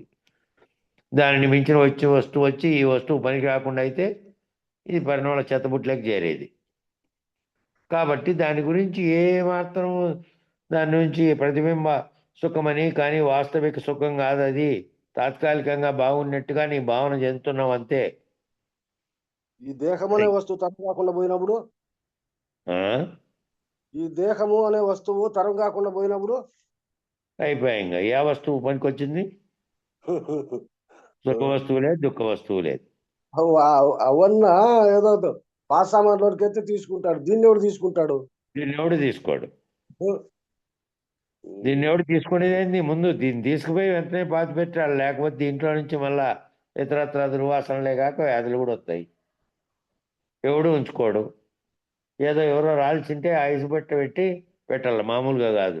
ఎవడో వస్తాడు తాలప్ప, దానికి బంధం ఏర్పడి ఉండే వాళ్ళు ఉంటారు కదా కొడుకుల బిడ్డలో, వాళ్ళు వచ్చి చూసుకోవాలి, దర్శించాలి. ఏమి దర్శిస్తారు? శరీరం తిరిలాడేటప్పుడు ఏమీ దర్శించలే. రాయచోటి దగ్గర ఒకడు ఇంకా ఎట్లాగ ఇంకా 10-15 నాళ్ళకి పోతుంది కదా, మళ్ళీ ఇంటికాడ పెట్టుకోవడం ఎందుకు? మేము బాడిగ ఇంట్లో ఉన్నాం, వాళ్ళు తిడతాన్నారు, ఎప్పుడు మురుగుతూ ఖాళీ చేయండి అన్నారు. కాబట్టి నిన్ను అక్కడ వేసొస్తున్నామని చెప్పి ఓ పెద్ద మరిమాల కింద శ్మశానంలో ముందుగానే అటుకుపోయి మంచం పెట్టి ఒకటి కాళ్ళంటే 14 సంది కాడ అన్నం పెట్టొస్తాంలే అని తీసుకుపోయేసి వచ్చారట ఆడ. ఇంకా 15 రోజులు ముందుగానే, ఇంకా అవసాన దశ వచ్చినప్పటికే ఇంకా చనిపోతుంది. ఇంకా ఆసుపత్రిలో వెనక్కి తీసుకోమన్నారు కాబట్టి ఇంటికి ఆడ మంచం వేసి వస్తాంపా అని చెప్పి మంచం వేసి వచ్చారట శ్మశానంలో వరిమాల అది కింద. ఘోరం, అది పాపం. ఆ, ఎన్నాళ్ళన్నా పోనీ, అది ఎన్నాళ్ళన్నా ఉండని, 15 నాళ్ళలో 20 నాళ్ళలో ఉంచుకోవాలి నువ్వు. నీ శరీరానికి నీ శరీరానికి రావడానికి కారణమైన తల్లే కదా. ఇంకా అటువంటి తల్లిని ఆడబయట సచ్చి ఇప్పుడు మళ్ళీ పోయిన తర్వాత ఉన్నపో మేము రావాలి అక్కడి నుంచి పోలారాలు ఎత్తుకొని, లేకపోతే మేము అవి చేయాలి ఇవి చేయాలి ఇవన్నీ చేయాలి చచ్చిన తర్వాత. ఈ విధమైన తత్వంతో ఉండాలి. కాబట్టి ప్రతిబింబ ఇవన్నీ ఏంటివి? దాన్ని బట్టి సుఖంగా ఉంది దాంట్లోనూ, నాకు ఆ వస్తువు ఎట్లుంది అనేదంతా ఏమిటిది అంటే ఆ వస్తువు పట్ల నీకున్నటువంటి దాని పట్ల నీకున్నటువంటి ఇష్టమే ఆ విధంగా మార్చింది, అంతే తప్ప దాంట్లో వాస్తవికమైనటువంటి సుఖమే లేదు. ఆ వస్తువుల్లో సుఖం ఎప్పటికీ ఉండదు. పట్టుచీర కట్టుకుంటే బాగుంటావా, బాగుంటానా లేదా, ఇది బాగుంటావా లేదా. బాగుంటావంటే ప్రతిబింబ సుఖము, బాగోలేదన్నా కూడా ఆ బాగోలేదు అది అంటే కూడా ప్రతిబింబ సుఖమే. కాబట్టి బాగుండేది ఒక్కటే కాదు, బాగుండేదంతా ఎక్కడంటోంది ఏమిటి? నీ మనసులో దాని పట్ల ఉండే ప్రతిస్పందన బట్టి నువ్వు బాగుండదా బాగలేదా అని అంటున్నావు. సుఖం ఎట్లా ప్రతిబింబ సుఖమో, దుఃఖం కూడా ప్రతిబింబ సుఖమే. కాబట్టి సుఖం అట్లా ఏ విధంగా ప్రతిబింబ సుఖమో, అది దుఃఖం కూడా ప్రతిబింబ సుఖమే. అది నిజానికి తత్వజ్ఞానంలో దుఃఖం అనే శబ్దం లేనే లేదు. తత్వజ్ఞానం జోలికి పోతే దుఃఖం అనేది శబ్దమే లేదు. దాన్ని నువ్వు అసుఖము అంటారు. దాన్ని అసుఖం అంటారు. దుఃఖం అంటే ఏంది అంటే అసుఖం, సుఖం కానిది దుఃఖం, సుఖమైంది ఏంది దుఃఖం కానిది. నిజానికి ఆ తత్వంలో ఏమీ లేవు, ఈ రెండు నీ యొక్క భావనలే. ఉదాహరణకు చెప్తున్నాను, నిజానికి ప్రసవ వేదనము సుఖమా అసుఖమా? ప్రసవ వేదన అనుభవిస్తున్నప్పుడు, ఆ బిడ్డను కంటున్నప్పుడు వస్తున్నటువంటి నొప్పులతో అంతులేని ఏడ్పు, అంతులేనటువంటి దుఃఖం, రోదన అంతా చెందుతావు. ఎందువలన? అంతకుముందు సుఖం అనుభవించడం వల్ల. అంతకుముందు సుఖంగా అనుభవించినటువంటి దాని యొక్క ఫలితమే ఇప్పుడు వస్తున్నటువంటి దుఃఖం, ఇప్పుడు వస్తున్నటువంటి నొప్పులు, కష్టం. కాబట్టి ఒకప్పుడు సుఖంగా ఉన్నదే పరిణమించింది దుఃఖంగా, మళ్ళీ దుఃఖంగా పరిణమించడానికి రెండు దాంట్లోనే ఉన్నాయి. కాబట్టి అనుభవిస్తున్నప్పుడు, ఈ కష్టాన్ని అనుభవిస్తున్నప్పుడు అసుఖం, ఫలం చేత సుఖం, ఆ ఫలితం పొందినప్పుడు మళ్ళీ సుఖం. ఆ సుఖం ఫలితంగా ఏమైంది? కష్టాన్ని అనుభవించావు, మళ్ళీ పిల్లోడు పుడతానే అయిపోతానే ఆ కష్టం పోయింది కదా, వెంటనే మళ్ళీ వాడిని చూసి అనురాగం, మళ్ళీ ఆ ఫలితంగా అంతకుముందు సుఖం ఫలితంగా వచ్చినటువంటి పురిటి నొప్పులు అనేటివేమో సుఖం ఫలితంగా వచ్చినటువంటి నొప్పులు. మళ్ళా పురుడు జరిగిన తర్వాత పురిటి నొప్పులు అనుభవించడం ద్వారా వచ్చినటువంటి ఆనందం, ఆ పిల్లోడు పుట్టడం. కాబట్టి ఇదంతా ఎట్లా వస్తుంది? అనుభవిస్తున్నప్పుడేమో ఒకటి అనుభవిస్తున్నప్పుడు సుఖం, మళ్ళా దాని ఫలితం అనుభవిస్తున్నప్పుడు దుఃఖం. దాని ఫలితంగా నీకు ఏదైనా చెందితే దానివల్ల మళ్ళా సుఖం. ఎందువల్ల అంటే ఈ ఫలితం వల్ల కనబడిందిగా, ప్రత్యక్షమైంది. అంతకుముందు పరోక్షంగా ఉంది. అట్లాగే పుణ్యపాపాలు కూడా అంతే, నీ చిత్తంలో ఆ బిడ్డ వలె ఉంటాయి. ఆ బిడ్డ ఏమిటి? కనపడకుండా ఉండి లోపల ఉంది అంతే. ఎట్లుందో రూపం తెలదు, నువ్వేం ముద్దులల్లా, నువ్వు బయట భావన చెందుతున్నావు లోపల బిడ్డ ఉందని. అది పరోక్షంగా ఉంది. ఆ బయటకు వచ్చిన తర్వాత గర్భస్థితి ఎట్లా ఉందో నీకు తెలియదు. పుణ్యపాపాలు కూడా నీ చిత్తంలోనే ఉన్నాయి. ఆ గర్భస్థితి ఎట్లుందో లోపల అది బయటకు వస్తే తప్ప, ఆ బయటకు వచ్చేటప్పుడు కష్టం, వచ్చిన తర్వాత ఇక దాన్ని ఆ ముద్దులు ఆడాలి. కాబట్టి ప్రేమ దాని పట్ల వచ్చినటువంటిది అంతా కూడాను మళ్ళీ బయటకు వచ్చిన తర్వాత ఏర్పడింది. అట్లా ఇవన్నీ పరోక్షంగా లోపల ఉన్నవి, ప్రత్యక్షంగా ఉన్నవి కొన్ని ఉన్నాయి. ఈ పుణ్యపాపాలు అనేటివి కూడా కంటికి కనపడేటివి కాదు, బయట పరోక్షంగా ఉన్నాయి గర్భంలో బిడ్డవాలి. కాబట్టి అవి ఆయా వాసనా ఫలితంగా ఆ సంస్కార బీజముల వలన నీకు వ్యక్తమయ్యి నీకు సుఖదుఖాలు అనేటివి నువ్వు ఇస్తాండాయి. నీ యొక్క సంస్కార బీజములుగా అవి ఆ వాటి యొక్క ఫలితంగా అవి వ్యక్తమై నీకు ఇస్తున్నాయి సుఖదుఖాలు. కాబట్టి ఇది ప్రతిరోజు జరిగే కర్మాగారం ఇది. ఈ కర్మాగారం ఫ్యాక్టరీ లాంటిది. ఇది నిరంతర వ్యవహారం అంతా జరుగుతూనే ఉంటుంది, ఎప్పుడూ జరుగుతూ ఉంటుంది. కాబట్టి వీటిని బాగా అర్థం చేసుకోవాలి. అర్థం చేసుకుని ఏం చేయాలంటే నా పుణ్యం నా పాపం నా సౌఖ్యం నా దుఃఖం అని నిరసించాలి. ఇవన్నీ లేనివే, ఇవన్నీ నేను కాదు, ఇవన్నీ కేవలం నా భావనలో జరుగుతున్న పరోక్షంగా జరుగుతున్నటువంటివి ఇవి. వీటిని నిరసించాలి. ఇవన్నీ నేను కాదు, నావి కాదు. నేనే కాదన్నప్పుడల్లా నావెట్లయితాయి? నేనే కాదు ఇవి, నావెట్లయితే అవి? కాబట్టి వీళ్ళంతా నా వాళ్ళేనండి అని అంటే ఏమైంది? అంగబలం. నాకంతా చాలా మంది ఉన్నారు, నాకు నేనేమి ఈ ఊర్లో నేనేమి ఇదిగాను, ఏమి మా వాళ్ళంతా వచ్చినారనుకో నా తరపున, నా బలం ఎంత ఉందో చూసుకో అన్నావనుకో, అంగబలం వచ్చాయి. అదొక మదం. నేనే కాదు, నా చుట్టూ ఉన్నటువంటి వాళ్ళు నాకు ఇన్ని బంధాలు ఉన్నాయి, నాకేమన్నా నా జోలికి వచ్చినావనుకో వాళ్ళంతా కట్లు తీసుకొని వస్తారు. ఈ టైపు ఇదంతా ఏంటంటే ఇది మదం. నా వెనక ఎంతమంది ఉన్నారో తెలుసా అంటాడు. వెనక్కి తిరిగి చూస్తే ఎవరుంటారు? ఎవరు ఉండరు. కానీ నీ లోపల ఫీలింగ్ అది అంతే. ఎవరు ఉన్నాడు, ఎవడెవడు వాడి శరీరం, ఎవడెవడికి వాని యొక్క భావన ఉంటుంది. నువ్వు ప్రేరేపిస్తే ఊరికే ఉద్రేకపడ్డం తప్ప ఏంది ఉండదు నీ వెనకాల. నీ వెనకాల వాడు పూర్తి వాడు గన్ను తీసుకొని వచ్చాడు అనుకో, నీ చేతిలో ఏమీ లేదనుకో, నీ బంధువులాగా అంతా వచ్చారు కట్లో కొడవట్లో తీసుకొని, వాడు దూరం నుంచి కాల్చి పారేస్తాడు. చూసావనుకో వెనక్కి తిరిగి చూడప్పుడు ఎవరైనా నీ బంధువులు ఉన్నారేమో, ఒక్కడున్నాడు ఆడ, అంతా ఉరికెత్తింటారు. ఎందుకంటే వాని దగ్గర ఇంకా గొప్ప సాధనం ఉందిరా నాయన కాల్చేస్తాడు అని. ఇందాక నా ఎమ్మిడిత మనుషులు ఉన్నారని వాళ్ళు ఒక్కరుండరు. కాబట్టి పరిస్థితులను బట్టి అందరూ ప్రవర్తిస్తూ ఉంటారు. కాబట్టి ఇదంతా నా వెనక ఎంతమంది ఉన్నారు అంతమంది ఉన్నారంటే వెనక్కి తిరిగి చూస్తే ఎవరుండరు.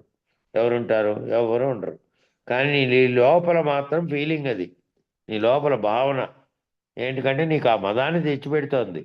నాకు ఇంత బంధుత్వాలు ఉన్నాయి, నాకు ఇంత బలగం ఉంది, నేనంటే ఆ బలగం అంతా కదులుతుంది, నా వెనకాల నిలబడుతుంది అనేది కూడా ఓ మదం.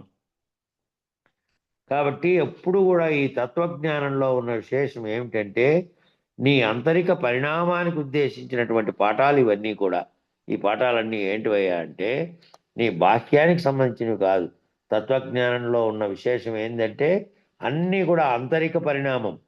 ఆంతరికంగా నీ మనసులో నీ భావనలో నీ లోపల కలగాల్సినటువంటి మార్పు, నీ లోపల కలగాల్సినటువంటి తత్వజ్ఞానంలో నీకు ఏర్పడవలసినటువంటివన్నీ ఇవి. నేనేం కాదు, నేను ఏ విధంగా ఇవన్నీ ఏవేవైతే ఉన్నాయో వీటన్నిటినీ తోసేయాలి నాలోంచి. అప్పుడు మాత్రమే నేనెవరు, నా నిజమైనటువంటి నా రూపం ఏమిటి, నేను నిజంగా ఏమిటి, ఈ నామరూపాత్మకమైన శరీరాన్ని అందులో ప్రవర్తిస్తున్నటువంటి ఆ పేరుతో కూడినటువంటి ధనంతో కూడినటువంటి బలగంతో కూడినటువంటి ఇవన్నీ అందంతో కూడినటువంటి రకరకాలైనటువంటి మదాలుగా వ్యవహరిస్తున్నటువంటివన్నీ నేను కాదా అనేది అంతరికంలో చూసుకోవాలి. తత్వజ్ఞానంలో చెప్పేదంతా అంతరికంగా ఆంతరిక పరిణామానికి సంబంధించినటువంటి ఉద్దేశించినటువంటి పాఠాలు ఇవన్నీ కూడా. ఇవన్నీ ఎందుకు చెప్తున్నారు ఈ పాఠాలన్నీ అంటే తత్వజ్ఞానంలో ఉండాల్సినటువంటి ఆంతరిక పరిణామాలు ఇవన్నీ, ఆంతరికంగా ఉండాల్సినవి ఇవన్నీ. అంతేగాని తీసుకొచ్చి దాన్ని మంచానికి కంచానికి కట్టేసావనుకో ఏమైంది? ఈ దాన్నన్నిటినీ ఆంతరికంగా పరిశీలించాలనివన్నీ బాహ్య ప్రపంచంలోకి తీసుకొచ్చి మంచానికి కంచానికి. మంచం అంటే మనము పడుకునే విశ్రాంతి చెందేది, కంచం అంటే తినేది. దీనిలన్నిటికీ తెచ్చి వాటిన్నిటిని కట్టేయరాదు. ఆ వాటి ఆంతరిక భావనల్లో ఏవైతే నేను అనుకుంటున్నామో దానికి ఇవన్నీ ఉండరాదు. అసలైనప్పటికీ అసలు ఎప్పటికీ దాంట్లో నువ్వు తేలవు. ఈ విధంగా నువ్వు ఎప్పుడు కూడా శరీరంతో సంబంధించిన వాటితో ముడిపెట్టుకుంటూ పోతే ఎప్పటికీ తేలవు. తేలవంటే పైకి పోవు, పైకి పైకి తేలాలి, కిందికి మునిగిపోయేది కాదు. కాబట్టి నువ్వు మునిగిపోతావు. ఇట్లా మునిగిపోవద్దు. మునిగిపోకుండా తేలడానికి ప్రయత్నించు. తత్వభావనతో చూడు. తత్వభావనతో నువ్వు ఆంతరిక పరిణామం చెందు, తేలుతావు. లేదంటే మునుగుతావు. కాబట్టి అది తేలదు. కాబట్టి నీ లోపల నువ్వు విచారణ చేసుకునేటప్పుడే దీన్ని వినియోగించాలి. నీ లోపల అంతర్ముఖంగా నీ విచారణ చేసేటప్పుడే ఏదేది నువ్వు కాదో, ఏదే దాని వల్ల నువ్వు బంధానికి గురవుతున్నావో, ఏ దాని వల్ల నువ్వు ఈ దీంట్లో నుంచి బయట పడలేకపోతున్నావో, మునగడానికి ఏమేమి అవసరం ఉన్నాయో అవన్నీ ఇవే. ఈ చెప్పినటువంటి ఏమేమి వదలాలన్నాడో అవన్నీ ముంచేటివే నిన్ను. కాబట్టి అవన్నీ వదిలితే తప్ప నువ్వు తేలవు. నువ్వు తేలాలంటే ముందు అవన్నీ అంతర్గతంగా పరిణామం చెంది ఆంతరిక పరిణామం వల్ల నువ్వు తేలే ప్రయత్నం చేయాలి. కాబట్టి ఆ విచారణ చేసుకునేటప్పుడే దీన్ని వినియోగించాలి. అంతర్ముఖ విచారణకే ఇది ఉపయోగపడుతుంది. ఈ పాఠాలన్నీ ఎందుకంటే నువ్వు ముందు అంతర్ముఖ విచారణతో నువ్వు తేలి నువ్వు మునిగిపోకుండా చేయగలుగుతుంది. ఇది నీకు ఉపయోగపడుతుంది తత్వ విచారణలో. ఇది నీ లోపల ఎప్పుడైనా ఈ ప్రశ్నలు వచ్చినప్పుడు, నీ లోపల ఈ ప్రశ్నలు ఎప్పుడు వచ్చినా కూడా ఈ నిర్వాణ షట్కం నీకు గుర్తు రావాలి. ఈ నిర్వాణ షట్కంలో నువ్వేమేమి వదిలేయాలో, నీకేమేమి వదిలేయమని చెప్తే నువ్వు తేల్తావో చెప్తున్నాడో అవన్నీ గుర్తు రావాలి. వ్యవహారిక జీవితంలో రోజు నువ్వు మళ్ళీ గుర్తు చేసుకోవాలి. కేవలం తత్వ విచారణలోనే కాదు, వ్యవహారిక జీవితంలో ఇవన్నిటితో నేను ఎట్లా ప్రవర్తిస్తున్నా, నేను ఎట్లా వ్యవహారం చేస్తున్నా బాహ్య ప్రపంచంతో అనేది గుర్తుపెట్టుకోవాలి. నా పుణ్యం నా పాపం నా సౌఖ్యం నా దుఃఖం, నా మంత్రో నా తీర్థం నా వేద నా యజ్ఞం. ఈ పుణ్య పాపాల వల్ల దేని వల్ల సంపాదిస్తున్నావట? పుణ్యపాపాలు మంత్రజపం. మంత్రజపమే గొప్ప పుణ్యరాశి. అనంతమైన పుణ్యరాశిని సంపాదించి పెట్టగలిగే గొప్ప సాధన ఏంది అంటే మంత్రజపం. ఎంతకాలం చేయాలి ఈ మంత్రజపం? మరి నీ శవం నుంచి కూడా ఆ మంత్రజప ప్రభావం వ్యక్తమయ్యేటంతగా జపం చేయాలి. అది ఏ రకంగా ఉండాలంటే మళ్ళీ నువ్వు దాంతో తాయత్వం కాదు. ఈ మంత్ర జపంలో దాని యొక్క అంతరార్థం ఏదైతే ఉందో అది భావనలో నిరంతరము నీ నువ్వు శవంగా మారే వరకు, అదే నిద్ర వచ్చే వరకు, నీవు చచ్చు వరకు అని చెప్పారే, ఆ విధంగా దాంట్లో ఉన్న అంతరార్థాన్ని చేయాలి. అది జపం అంటే. ఏదో రోజుకి ఒకసారి చేశానండి, పొద్దున్నే 3 సార్లు 108 సార్లు దీంట్లో తిప్పాను, దాన్ని తిప్పుకుంటా ఉంటే పొద్దున్నే 3 సార్లు, మధ్యాహ్నం 3 సార్లు, సాయంత్రం 3 సార్లు చేస్తున్నానండి ఆ మంత్రాలను, పూజ గదిలో ఉన్నప్పుడు చేశానండి కాదు. భావనలో నిరంతరం దాని యొక్క అంతరార్థమైనటువంటి భావన నిరంతరము ఉండాలి. కాబట్టి ఎట్లా చేయాలన్నాడు? సంఖ్యారూపంలో నిర్ణయమైన జపస్థితి కుదరదు. సంఖ్యలతో ఇదిగో చూడు చెప్పారు, 108 సార్లు చేయి, 1000 సార్లు ప్రదక్షిణలు చేయి, 108 సార్లు మంత్రం చదువు. ఈ సంఖ్యారూపకమైన నిర్ణయంతో జపస్థితి కుదరదు. జపస్థితి అంటే భావనలో లోపల ఉండాలి. సంఖ్యారూపకంగా 108 అయినాయా లేదా? అట్లా 10 అయితే 1008 80 అవుతాయి. ఇట్లా ఎంచుకుంటూ పోవడం కాదు. సంఖ్యారూపకమైన నిర్ణయంతో జపస్థితి కుదరదు. కాబట్టి ఎట్లా చేయాలట జపం అంటే? శ్వాసతో సమానంగా జపం చేయాలి. నువ్వు ఊరికే ఉన్నా, నీ ఏ పనిలో ఉన్నా నీ శ్వాస జరుగుతుందా లేదా? నువ్వు దాన్ని గమనించకపోయినప్పటికీ, నువ్వు గాఢ నిద్రలో ఉన్నప్పటికీ, నువ్వు వెలకంలో ఉండి వ్యవహారం చేస్తున్నప్పటికీ, ఏం పని చేస్తున్నప్పటికీ నువ్వు మనసులో భావనలు ఏవేవో ఇక్కడ చేస్తున్న విషయాల మీద, లేదంటే చూస్తున్న విషయాల మీద ఉన్నప్పటికీ నీలో ఏం జరుగుతోంది? నిరంతరంగా ఆగకుండా శ్వాస జరుగుతోంది. అది ఎప్పుడు జరగదు? నువ్వు చనిపోయే వరకు జరుగుతూనే ఉంటుంది. శరీరం ఉన్నంత వరకు జరుగుతూనే ఉంటుంది. అది ఆగిందంటే ఇంక శరీరం పని అయిపోయింది అని అర్థం. కాబట్టి అదంతా నిరంతరం జరుగుతోంది కదా. ఆ శ్వాస ఏ విధంగా జరుగుతోందో నువ్వు మంత్రానికి సంబంధించిన జపం కూడా ఆ విధంగా చేయాలి. అంటే ఆ మంత్రము ఉచ్చారణ చేయడం కాదు, దాని భావాన్ని గుర్తులో పెట్టుకోవాలి నిరంతరం. కాబట్టి దానివల్ల ఏమి, అలా చేసిన వారికి జపసిద్ధి కలుగుతుంది. అలా ఎవరైతే ఈ శ్వాసతో సమానంగా నిరంతరము దాన్ని పెట్టుకొని ఉంటారో మనసులో, వాళ్ళకి ఆ జపసిద్ధి కలుగుతుంది. ఆ జపసిద్ధి వలన ఏంటి ప్రయోజనము? నీ ఇష్టదేవతా మంత్రం అయితే చేస్తావో ఆ ఇష్టదేవత సాక్షాత్కారం లభిస్తుందంటే అది దాని సిద్ధి. ఓ గాయత్రి మంత్రం జపం చేసావనుకోండి, ఆ గాయత్రి దేవత సాక్షాత్కరిస్తుంది. సాక్షాత్కరిస్తున్నాం అంటే ఏదో రూపం కనపడడం కాదు. నువ్వు ఆ భావన ఏ భావనతో చేస్తున్నావో భావానికి సంబంధించినటువంటి ఆ పరిస్థితితో ఫలితమో నీకు రావచ్చు. అంతే తప్ప మామూలుగా నామరూపాత్మకంగా వచ్చి ఇది ఎదురైందని కాదు. కాబట్టి ఆ మంత్రం ఎందుకు పెట్టారు, దాని యొక్క అర్థం ఏమిటి, దాని భావన ఏమిటి, ఆ భావన లోపల తిరుగుతూ ఉండాలి. కానీ ఈ సంఖ్యతో కూడి 108 సార్లు 1016 సార్లు ఇవన్నీ కాదు. కాబట్టి ఆ మిగతా అష్టాక్షరి మంత్రం ఇవన్నీ చెప్పారు కింద, అవి మళ్ళీ రేపు చెప్పుకుందాం. సమయం సరిపోయింది. మంగళం చెప్పండి. గురునకు మంగళమనరమ్మ మద్గురుమూర్తిని గనుగొనరమ్మ. తరుణులార ఈతనికి భక్తితో మురియుచు మ్రొక్కిన మోక్షము చేకురు. గురునకు మంగళమనరమ్మ మద్గురుమూర్తిని గనుగొనరమ్మ. అక్షర పురుషుండనరాదమ్మా అక్షర పురుషుండనగాదమ్మా. క్షర పురుషుల కావలి పురుషోత్తముడన బరగిన మాయి. గురునకు మంగళమనరమ్మా మద్గురుమూర్తిని గనుగొనరమ్మా. క్షేత్రజ్ఞుండనరాదమ్మా ఈ క్షేత్రమతండనగాదమ్మా. క్షేత్రజ్ఞునిత క్షేత్రంబును ఏ మాత్రము దగులక పాత్రుడైన ఈ. గురునకు మంగళమనరమ్మా మద్గురుమూర్తిని గనుగొనరమ్మా. స్మరణ రూపుడన రాదమ్మా విస్మరణ రూపుడనగాదమ్మా. స్మరణ లేక విస్మరణగాక తస్మరణ విస్మరణ ఎరుకలేని. గురునకు మంగళమనరమ్మా మద్గురుమూర్తిని కనుగొనరమ్మా.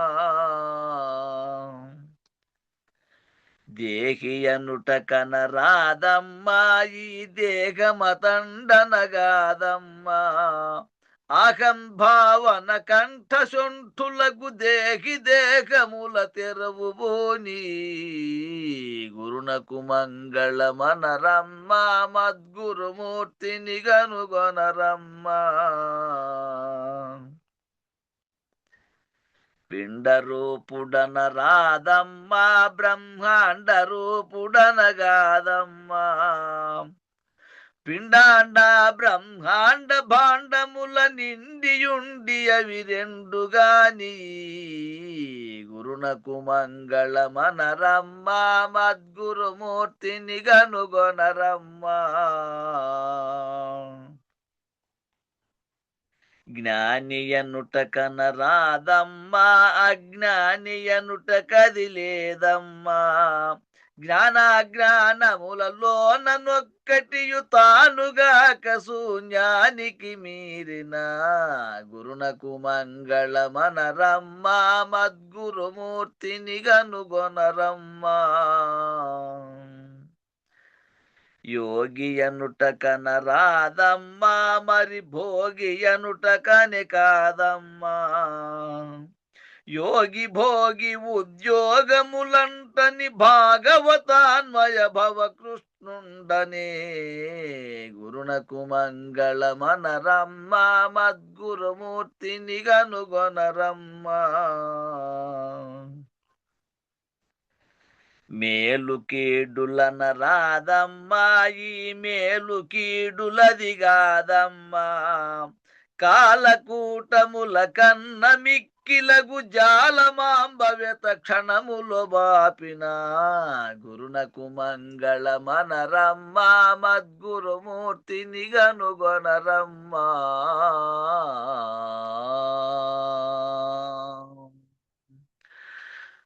జై మంగళం గురుదేవాయ మహనీయ గుణాత్మనే సర్వలోక శరణ్యాయ సాధురూపాయ మంగళం. జై శ్రీ సద్గురు ప్రభు మహారాజుకు జై. పూర్ణానంద పుల్లయార్యులకు జై. విష్ణువానంద కృష్ణమూర్త్యార్యులకు జై. అనంతకోటి భక్త మండలికి జై. జై గురుదేవా.